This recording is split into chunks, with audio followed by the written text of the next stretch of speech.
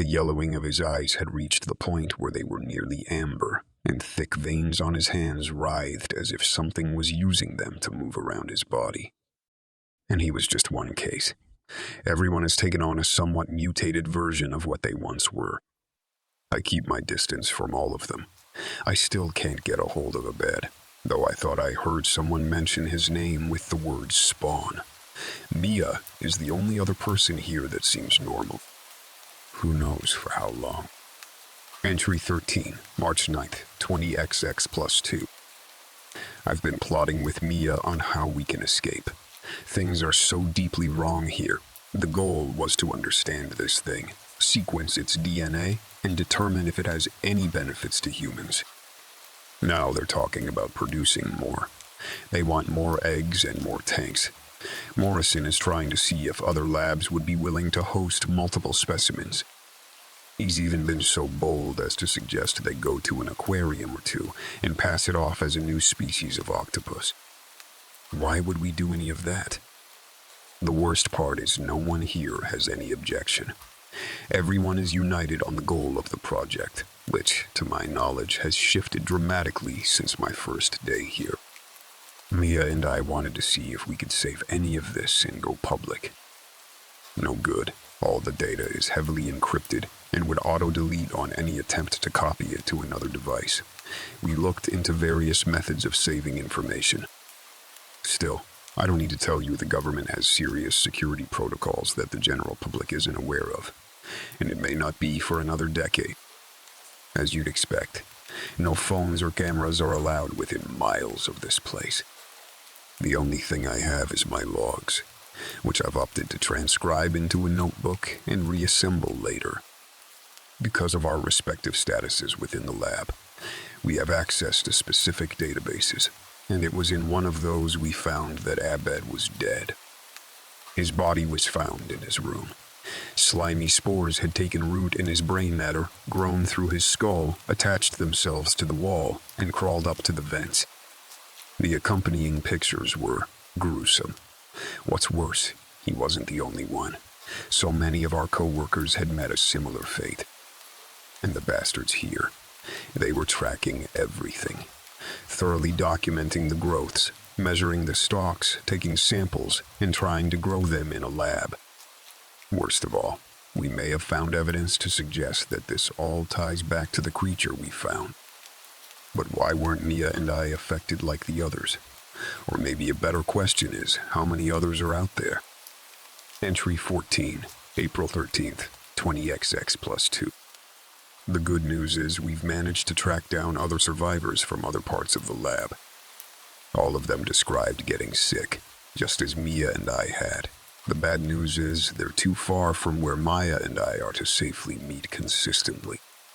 The others here seem to have lost all sense of individuality. It's almost like they move as one. Sometimes they don't even need to use words to delegate or accept tasks. Any actions not in support of project goals are met with aggression. The only time I feel safe is in the confines of my room. My candle stash also helps me forget the wafting aroma from the walls and desks. Anyways, from our efforts, we were down to a team of 5.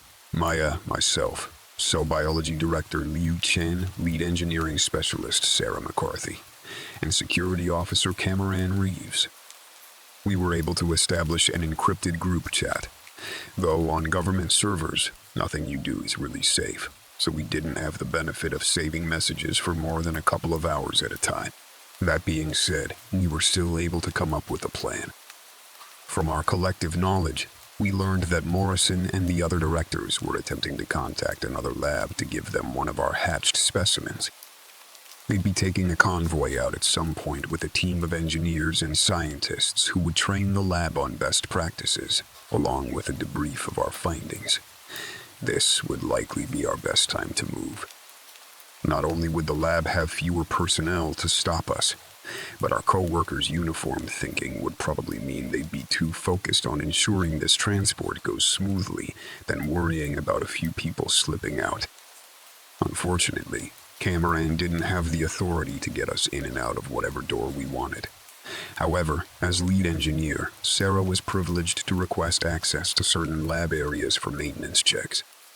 Furthermore, Director Chen had the authority to approve such a request and could ask that Reeves be upgraded with the necessary clearances to most areas, including the exit. So the plan was simple. We'd wait until the convoy was planning to leave, rendezvous near the front, and walk out the door. Easy, except for the 60-mile trek from the lab to civilization, with armed security watching everyone who exits.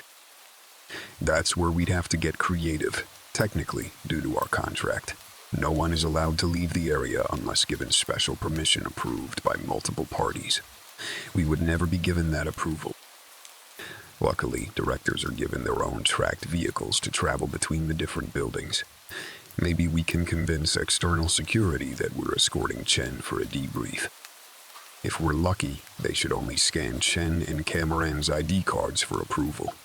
From there, we drive until we're out of shooting range, ditch the car, and hike back to civilization. After days of brainstorming, I'm disappointed this is what we came up with. We'll fine, tune as time goes on. Here's to not getting our brains eaten by spores. Entry 15, May 1st, 20XX plus 2. Everything became very real today. Chen was able to get a date for the convoy. It's closer than expected. In light of this, we decided to do our homework early. We'd try to get Reeves the approvals he needs first. Meanwhile, Sarah would do her best to slow down the security systems around the exit. She'd work with Reeves to time a mandatory system update and reset with our escape. Mia and I would direct staff towards complex and meaningless tasks. The goal ultimately was to keep everyone so preoccupied with busy work that they didn't notice us working behind the scenes, or unwittingly supporting some of the other plans we had in place. I've also been working extra to specifically slow down security resource needs and ensure that intensive project deadlines coincide with when we plan to escape. I don't know how on earth Cameron got access to these, but when I found an unmarked box at my door, I didn't know whether or not to open it. Only when he sent a message to the group saying 3 shots, emergencies only, did the pit in my stomach grow from a seed to a redwood. Inside was a small foldable gun about the size of a credit card. 3 rounds of ammunition were stored in a tiny compartment on the weapon. Even staring at it now, I'm getting chills. Entry 16, June 3rd, 20XX plus 2. We're biding our time now. We're putting some finishing touches on our plan and waiting. Good thing too. The mold has wholly overtaken the lab and attached to our electronics. It almost feels like it's breathing. Even if I'm immune to whatever this stuff is now, it surely can't be good to live it every day. I saw Morrison for the first time in a while. His eyes were gelatinous sacs with parasites pulsating in the fluid. At first, I assumed the parasites completely blinded him. But from how he was watching us all, I felt that couldn't be further from the truth. Every time one of us would move from our desk, one of his bulbous eyes would track us until something more interesting caught his attention. Say, for example, another fight breaking out in the lab. Fights were common now. Whenever someone was deemed to be slacking or actively detrimental to the good of the project, people would take it upon themselves to rectify the situation physically. It's not uncommon for this retribution to go too far. I'm not sure where the bodies of those killed by the angry mobs go, but I have a hunch. Here's the thing. Approval to be here is a long and arduous process. You would assume that every person, even if they're slacking a bit, is too important to lose. Oddly enough, that hasn't been the case. I've seen people literally have their limbs torn off in a fit of mob rage, only for someone completely new or, on occasion, the same person sitting in that same chair no more than 24 hours later. This is going to sound crazy, but are they somehow fixing the people they've killed, or are they birthing them? I'm starting to wish we had more than an escape plan. This whole place needs to go up in flames. Entry 17, July 14th, 20XX plus 2. It's hard to describe the feeling of isolation I have here. My days are spent planning, pretending to support something I've grown to hate, and attempting to keep any semblance of the mold that has turned my coworkers into an autonomous hive mind out of my room. Every day, I look at the gun Cameron found for us, and I wonder if the only true freedom is sitting on my desk. I imagine the others feel the same. How could they not? That being said, I'm no coward. Even if I were, I'm too prideful to let the others on the outside turn my body into a puppet for the mold. But still, is this something I'll ever be free of? I haven't left this place in over 2 years. I've been effectively cut off from the outside world. I don't know how things have changed. Maybe there's some other societal parasite that's even worse than what's here. Have people grown to hate each other more? Is disease rampant? Will I appreciate the shifts in culture? There's so much that changes so fast that I fear I'll go from one isolated world to another. Though the one out there has pho, jerk chicken, and whiskey, so I guess I couldn't be too mad. I never thought I'd reach the point where pho, jerk, chicken, and whiskey are 3/4 of why I choose to stay alive. Funny how life gets boiled down to the simplest things in the most dire moments. But I mean it. I really do. Plus, I can always go crazy after my stomach is full. It might be a while before the next update. The date is rapidly approaching. I won't be able to write anything during all of this. I'm going to use the remaining time to prepare. If you don't see another update, then, yeah, to whoever is reading this, me, my future wife and kids, whoever. Regardless of what happens, know that I tried, okay? I really did. Entry 18, September 20XX+3. It's been a while, over a year now. I'm going to be honest. A large part of me didn't want to come back to this. The whole ordeal felt and still feels like a nightmare, or maybe a severe case of psychosis. Either way, I found myself feeling incredibly guilty for ignoring what happened. And it's not like I can share government secrets with my therapist, so here I am.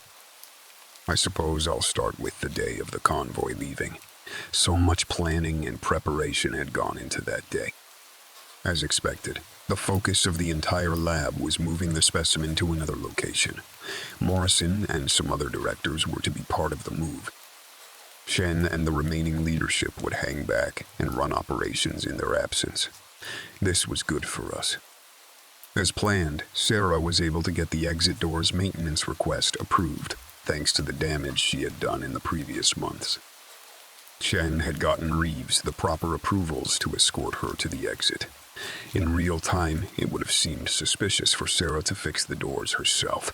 But as managers of our respective teams, all it took was a slightly heated conversation about how I needed her team back at the cell rejuvenation bay, and that she could handle the simple task of the doors by herself.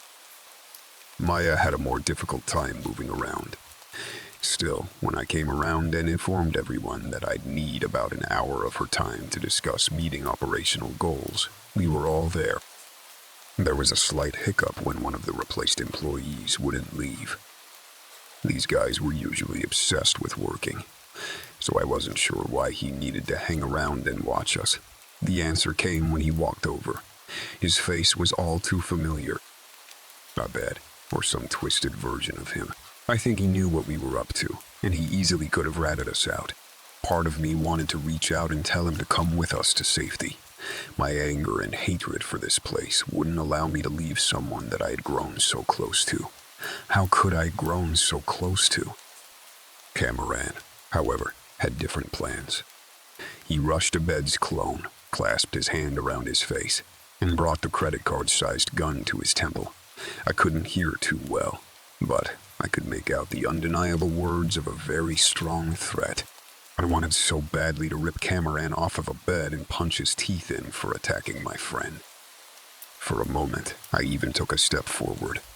Luckily, my rational mind kicked in when I caught those amber eyes and realized my friend was gone. This was only an abominable imitation of the man I knew. After the scuffle, the two got up. The Abed clone looked at Maya and me and promptly left. Hopefully, by the time he'd informed the others. If he informed the others, we'd be long gone. In all honesty, outside of that, things went pretty smoothly with the security system out and the ever-present maggot-filled eyes of the other directors, not on us at all times. The lab being relatively empty for the first time allowed us to get the doors open and slip out into the entrance hall without being noticed. It's when we got outside. God, I'm still not past what we saw. It's a big reason why I never wanted to come back to this. There wasn't security outside. In fact, I bet security hadn't been outside in months. It was a fucking nest. An enormous, moldy nest had wholly overtaken the entrance hall. Thousands of those octopus things in various stages of life were embedded in the nest with countless eggs. As we carefully walked by, almost in unison, they extended that sickening, iridescent skin flap on their heads. It was blinding. The final door to the outside was nearly molded over. Only a tiny crawl space was available to us. I remember we all just stared, not entirely sure what to do. Breaking the silence, I asked Chen where the car was. All he could do was return a blank expression. Mia tried the same while grabbing him by the shoulders. His only response was a feint. I created this. Kamaran started shaking violently, repeating no, no, no as he sank into the ground. Immediately, a long tentacle grabbed him by the ankle, and he screamed. I spun towards him, but there was nothing I could do. A myriad of those creatures covered him in seconds.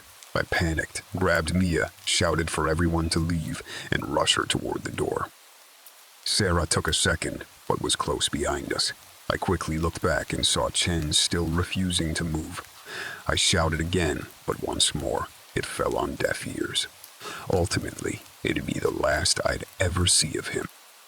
I dove headfirst toward the opening. Tiny tentacles curiously latched onto me. Dread deeper than anything I had experienced before permeated my body, clawing at the hard ground in front of me until the tips of my fingers bled. I finally popped out of the other side with a primal scream. Behind me followed the distinct sound of 2 rounds going off and Maya crawling out of the dirt. Sarah followed with her arms extended. The things had gotten hold of her, and they wanted her badly. Mia and I each grabbed an arm and pulled with so much force I was worried we'd end up dislocating our shoulders. But that was nothing compared to becoming food for an army of hellspawns.